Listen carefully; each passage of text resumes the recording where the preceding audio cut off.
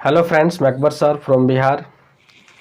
आज हम लोग फिर एक बार क्वेश्चन टैग को पढ़ेंगे। आज का हमारा टॉपिक है क्वेश्चन टैग।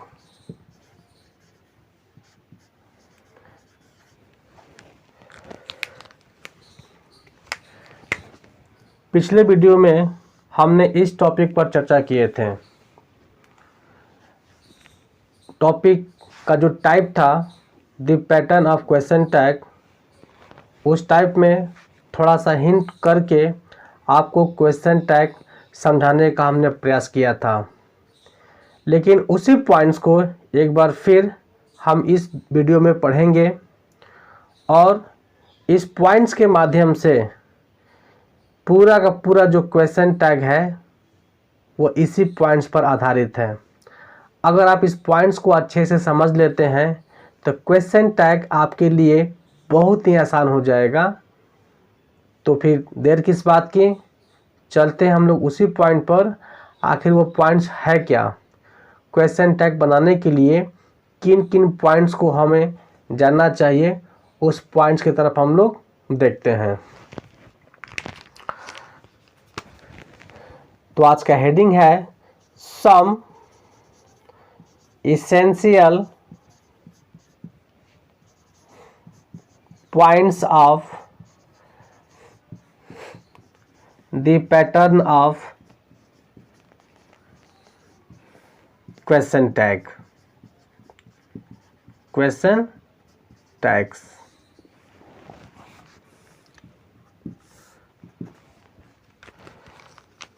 यानी जो क्वेश्चन टैग का पैटर्न है उसके कुछ आवश्यक पॉइंट्स को हम लोग आज समझेंगे कि आखिर कौन कौन से ऐसे पॉइंट्स हैं जिससे पूरा का पूरा क्वेश्चन टैग हमारे लिए बहुत ही आसान हो सकता है।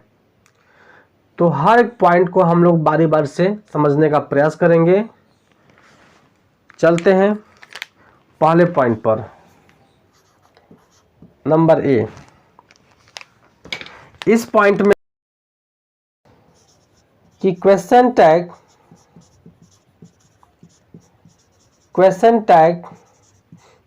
को बनाते समय फुल स्टॉप, आपने फुल स्टॉप को सुना ही होगा। ये जो है फुल स्टॉप का सिंबल है। तो क्वेश्चन टैग को बनाते समय फुल स्टॉप को कमा, ये रहा आपका कमा का सिंबल, कमा में बदल दे। आज का हमारा पहला पॉइंट है कि जब भी हम लोग क्वेश्चन टैग यानी दिए गए सेंटेंस में जब टैग जोड़ेंगे क्वेश्चन टैग, तो हम लोग का काम क्या होगा कि सेंटेंस का जो एंडिंग पॉइंट होता है फुल स्टॉप, हम उस फुल स्टॉप को कॉमा में चेंज कर देंगे। एग्जाम्पल के लिए हम यहाँ देखते हैं, जैसे मान लीजिए यहाँ लिखा है you are right, full stop, आप ठीक हैं। यहाँ पर लिखा हुआ यू आर राइट, आप सही हैं या फिर आप ठीक हैं। जब इसको क्वेश्चन टैग में कन्वर्ट करेंगे तो इस सेंटेंस को क्वेश्चन टैग में बनाते समय जो हमारा फुल स्टॉप है लास्ट में सेंटेंस में, क्वेश्चन टैग में क्या होगा, इस फुल स्टॉप को हम लोग कॉमा में चेंज कर देंगे। इस पॉइंट्स को आप लोग ध्यान दीजिएगा। यह हमारा पहला पॉइंट है। अब चलते हैं हम लोग अपने दूसरे पॉइंट पर। दूसरा पॉइंट है कॉमा के बाद, कॉमा मतलब ये यहां दिया हुआ है, कॉमा के बाद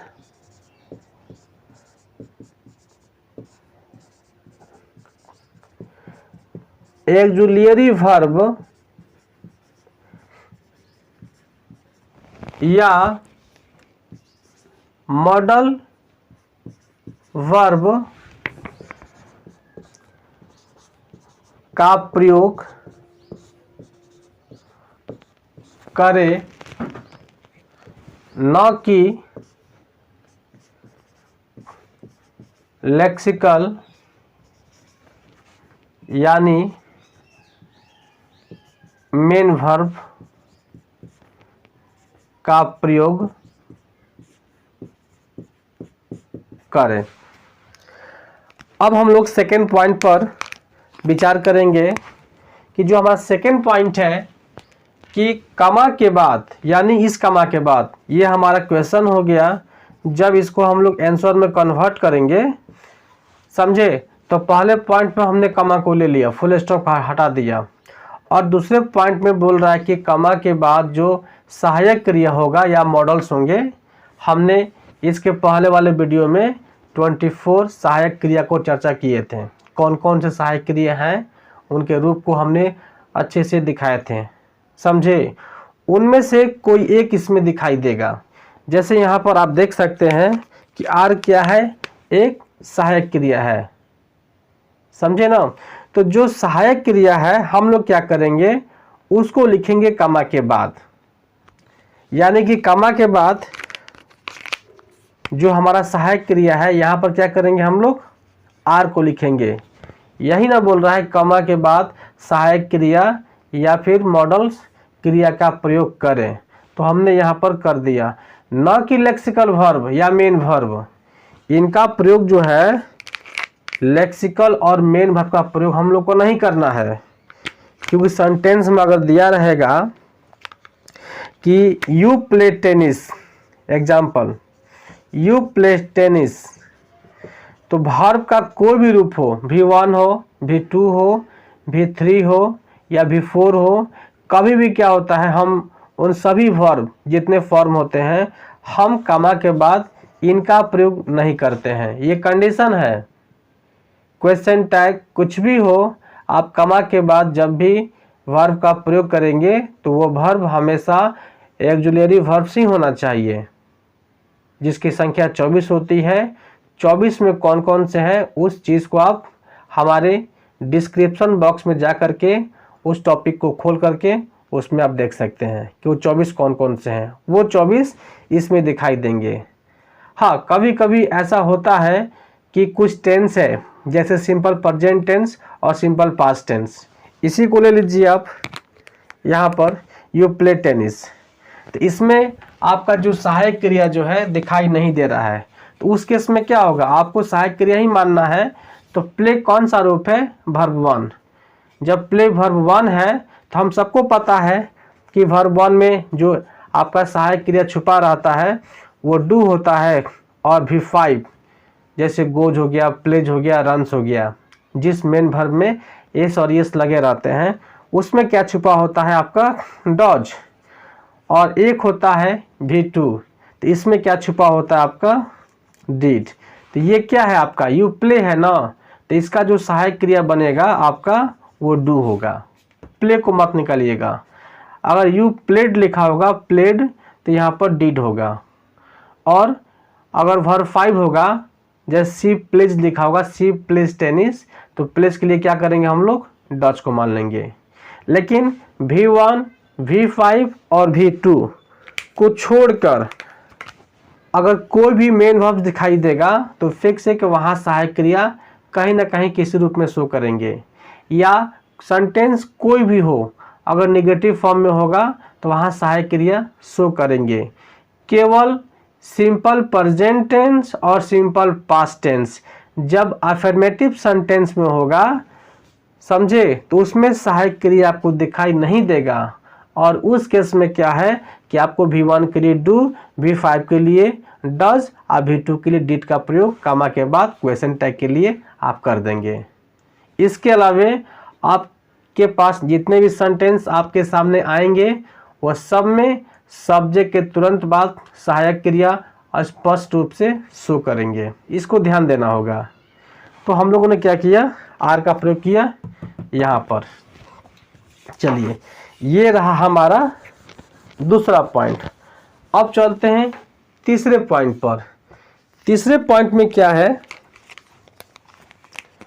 अगर सेंटेंस तीसरे पॉइंट में क्या है, अगर सेंटेंस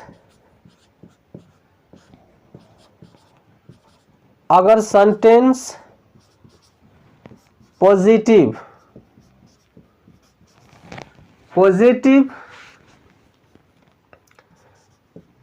में हो तो उसका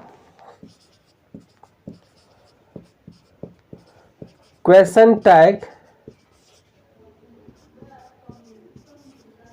निगेटिव। इस बात को ध्यान रहे, अगर पॉजिटिव होगा सेंटेंस तो क्वेश्चन टैग क्या होगा आपका, निगेटिव होगा। बात समझे, क्या होगा, निगेटिव होगा। एवं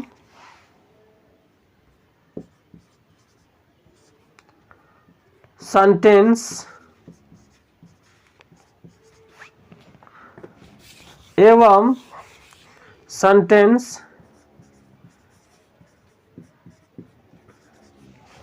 निगेटिव में रहे तो उसका क्वेश्चन टैग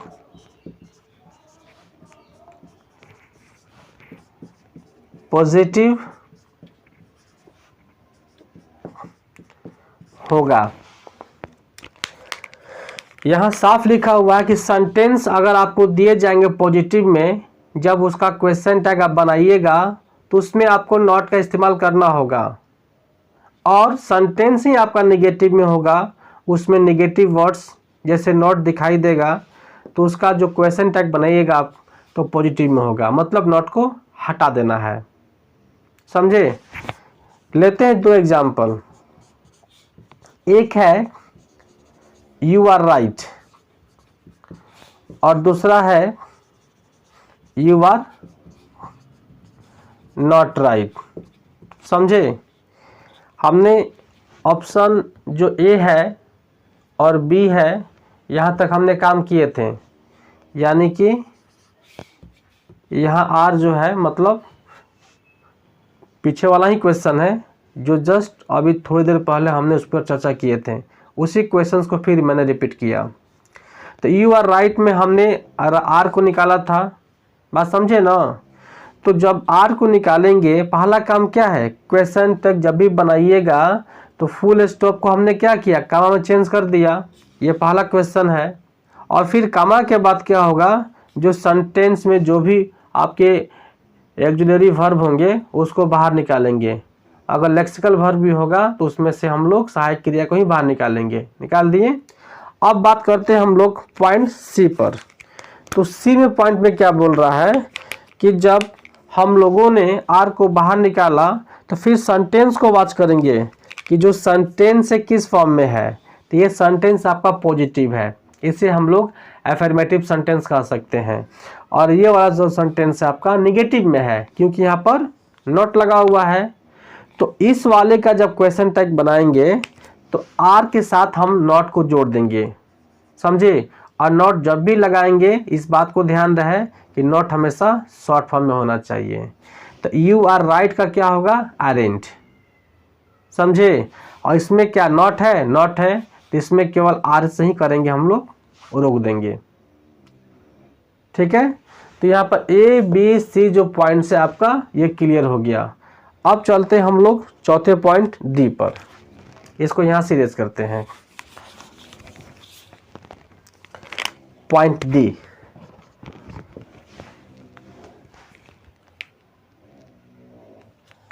अगर मूल सेंटेंस का कर्ता अगर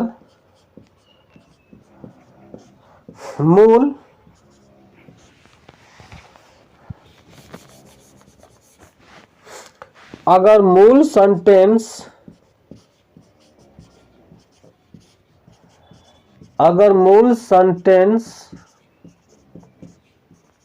का कर्ता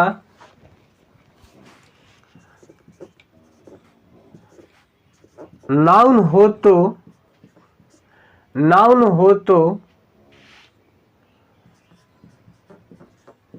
उसके बदले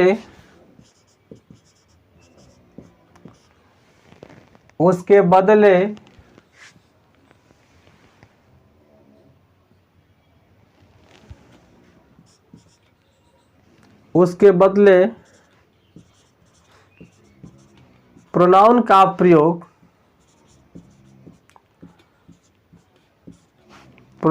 प्रयोग क्वेश्चन टैग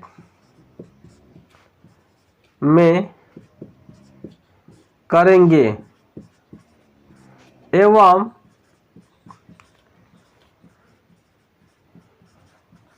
इंट्रोडक्टरी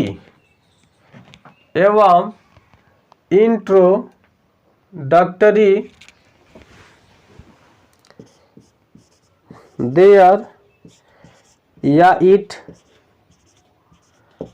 रहने पर क्वेश्चन टैग में देयर या इट का ही प्रयोग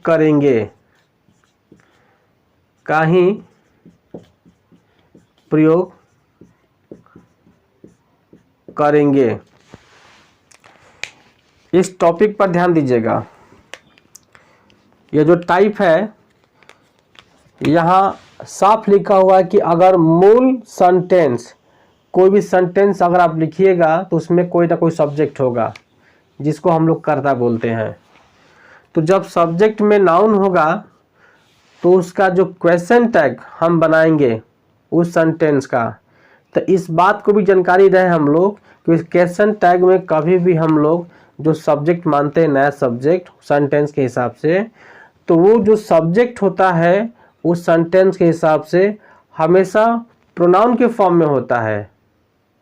क्वेश्चन टैग में कभी भी नाउन का प्रयोग नहीं होता है, इस बात को ध्यान रहे। या फिर नाउन के अलावे इंट्रोडक्टरी देयर इट भी हो सकता है। अब किसे कहते हैं इंट्रोडक्टरी देयर इट, तो संक्षिप्त में इसको भी समझ लीजिए कि जब किसी सेंटेंस में सब्जेक्ट ना हो तो सेंटेंस का पूर्ति करने के लिए हम लोग देयर इट का प्रयोग करते हैं। जैसे एक राजा था, वहाँ पर हम लिख सकते हैं देयर वाज ए किंग, जबकि देयर को हम लोग पढ़ते नहीं हैं, केवल सेंटेंस को हम लोग खड़ा करते हैं। बात समझे? जैसे आज गर्मी है तो क्या होगा, इट इज़ हॉट टुडे।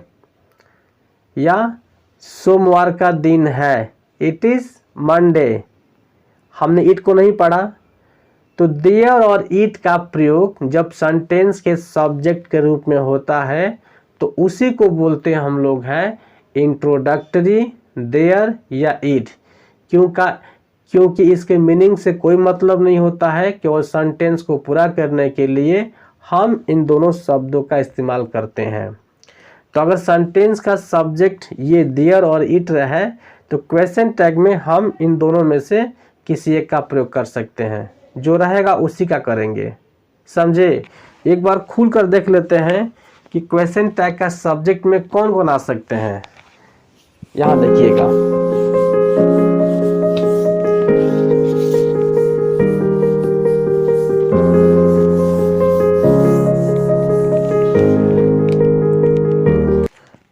जो क्वेश्चन टैग का जो सब्जेक्ट होगा आपका आई हो सकता है, वी हो सकता है, यू हो सकता है, ही, सी, इट और दे।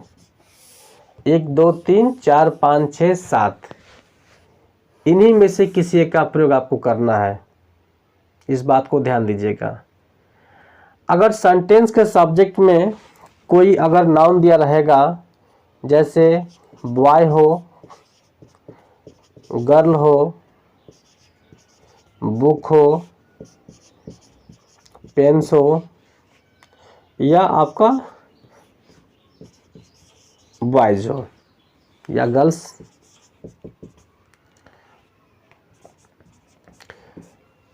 ठीक है, किसी को ले सकते हैं हम लोग। तो यहाँ इस बात को ध्यान दीजिएगा आप कि जब बॉय होगा इसका जेंडर क्या होता है, मैस्कुलिन, इसका प्रोनाउन क्या होगा, ही। गर्ल आपका फेमिनिन है, गर्ल, इसके लिए क्या मानते हैं प्रोनाउन हम लोग, सी। तो ये ही और सी जो है ना, ये नाउन के बदले आ रहा है। और क्वेश्चन टैग में बॉय अगर सब्जेक्ट रहेगा तो हम बॉय को नहीं लिखेंगे, इसके प्रोनाउंस को ही को लिखेंगे, सी को लिखेंगे। बुक क्या है, नॉन लिविंग थिंग्स है, इसके लिए क्या होगा, हम इट का प्रयोग करेंगे।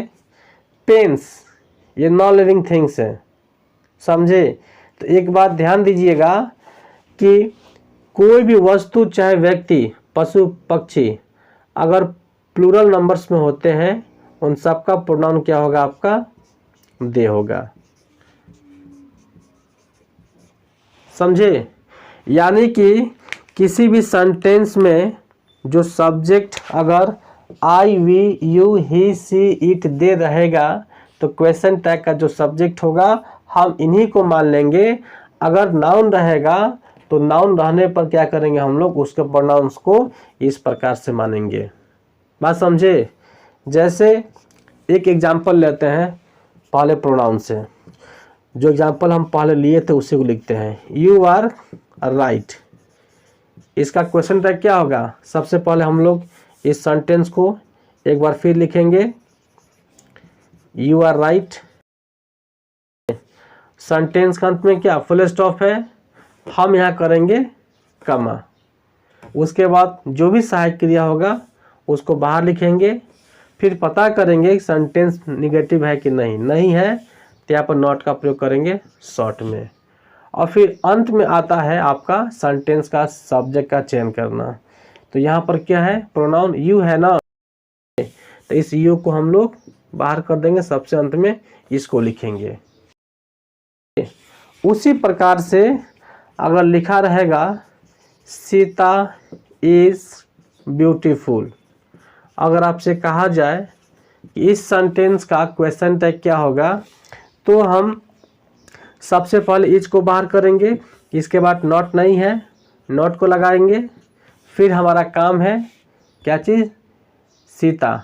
सीता मतलब क्या, ये आपका फेमिनिन जेंडर है और सेंटेंस का, मूल सेंटेंस का ये सब्जेक्ट है। तो सीता को हम लोग बाहर करेंगे तो क्या लिखेंगे यहाँ पर, सी। इतना काम अभी करना है। इतना काम करने के बाद चलते हम लोग पॉइंट ई पर।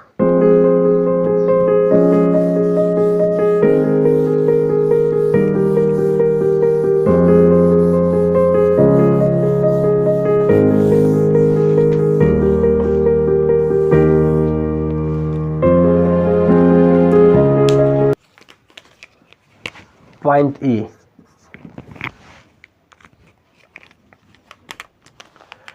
पॉइंट ई में है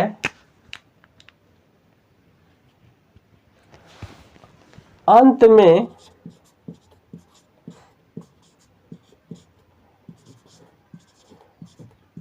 प्रश्नवाचक चिन्ह, प्रश्नवाचक चिन्ह का प्रयोग करें, प्रश्नवाचक चिन्ह का प्रयोग करें, समझे। जैसे यहाँ एग्जाम्पल था यू आर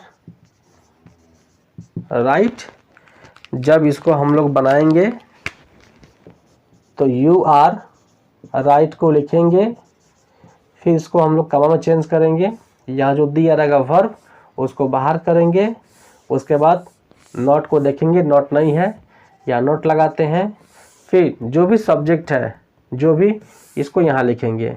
फिलहाल यहाँ यू दिया हुआ है, हम लोग यू को लिखेंगे। और जो ऑप्शन ई है अंत में प्रश्नवाचक चिन्ह, उसको जरूर लगाएंगे। और इस पॉइंट के माध्यम से आपका जो क्वेश्चन टैग है आपका कंप्लीट हो गया। एक और था Sita is beautiful, Sita is beautiful, ये आपका क्वेश्चन था। जब इसका आंसर की बात करेंगे हम लोग क्वेश्चन टैग में कन्वर्ट करेंगे तब हम लोग क्या करेंगे, सीता इज ब्यूटीफुल, कमा, उसके बाद इजंट, सीता है तो सी लिखेंगे, लास्ट में क्वेश्चन मार्क। ये आपका कंप्लीट हो गया। एक हम लोग देखते हैं नेगेटिव से, इसी को लेते हैं फिर नेगेटिव में, यू आर नॉट राइट। इसका जो क्वेश्चन टैग होगा, यू आर नॉट राइट, कमा, आर बाहर करेंगे, ठीक है, नॉट का प्रयोग नहीं करेंगे, यहाँ पर यू है, यू लिखेंगे, लास्ट में क्वेश्चन मार्क। ये आपका कंप्लीट हो गया। अब थोड़ा सा लेते हैं हम डिफरेंट एग्जांपल्स, थोड़ा सा डिफरेंट।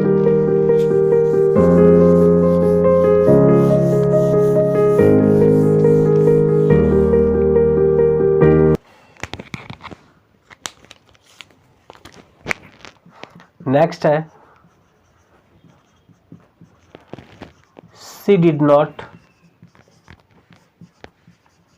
हेल्प मी, ठीक है।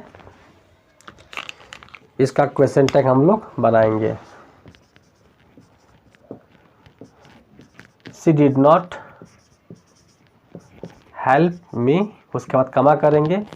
यहाँ सहायक क्रिया के रूप में क्या दिया हुआ है आपका, यहाँ पर डिड दिया है, इस डिड को बाहर निकालेंगे हम लोग, डिड, नॉट का प्रयोग नहीं करेंगे क्योंकि सेंटेंस में पहले से है, और यहाँ पर सी है, उसके बाद क्वेश्चन मार्क। आपका ये जो है आपका कंप्लीट हो गया। अब चलते हैं दूसरे क्वेश्चन पर। दूसरा क्वेश्चन है सूर्या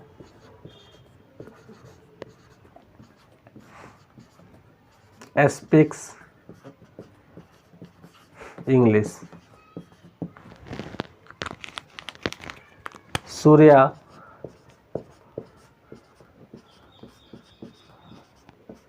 स्पीक्स इंग्लिश, उसके बाद कमा करेंगे इसके लिए। यहाँ पर आपका कोई भी सहायक क्रिया दिखाई नहीं दे रहा है, केवल क्या है, मुख्य क्रिया। तो हम जानते हैं कि जब कोई सेंटेंस सिंपल प्रेजेंट टेंस में होता है तो उसमें डू और डज छिपा रहता है। यहाँ स्पीक्स है, इस लगा हुआ है, इसलिए इसमें डज क्या है, छिपा हुआ है। तो हम लोग क्या करेंगे, डज को बाहर निकालेंगे। डज नॉट है कहीं, नहीं, यहाँ लगा देंगे डज नॉट। सूर्य क्या है, एक लड़का है, उसका जो प्रोनाउन क्या होगा, ही होगा, लास्ट में क्वेश्चन मार्क। ये भी क्या आपका कंप्लीट हो गया। और एक लेते हैं हम लोग सिंपल पास्ट टेंस से, उससे ले लेते हैं सिंपल पास्ट टेंस। जैसे he kept promises, full stop. Duty में चेंज करेंगे हम लोग, ही केप्ट प्रोमिसेज, कमा, यहाँ जो वर्ब है केप्ट है, कीप का दूसरा फॉर्म है। एक बात ध्यान दीजिएगा, दूसरा और तीसरा, जैसे प्ले का होता है प्लेड और प्लेट, जब सेम रहेगा तो उसको पहचानने का एक तरीका है। दूसरा और तीसरा जब भी फॉर्म चेंज होता है ना, तो सब्जेक्ट के तुरंत बाद अगर लिखा होगा प्लेड, जैसे लिखा है केप्ट, तो इसको दूसरा मानेंगे। तीसरा ये तब होगा जब इसके साथ कोई सहायक क्रिया मौजूद रहेगा। तो कोई सहायक क्रिया नहीं है, ये दूसरा फॉर्म है, कीप का केप्ट होता है। और दूसरे फॉर्म में क्या बताए थे, डिड। इसमें से क्या निकालेंगे हम लोग, डिड को बाहर करेंगे। नॉट है, नहीं, नॉट को हम लोग यहाँ पर लगा देंगे शॉर्ट में, फिर ही, और लास्ट में क्वेश्चन मार्क। आज के लिए इतना ही, और अगले वीडियो में हम लोग इससे आगे पढ़ेंगे। और तब तक के लिए आप सभी को गुड बाय।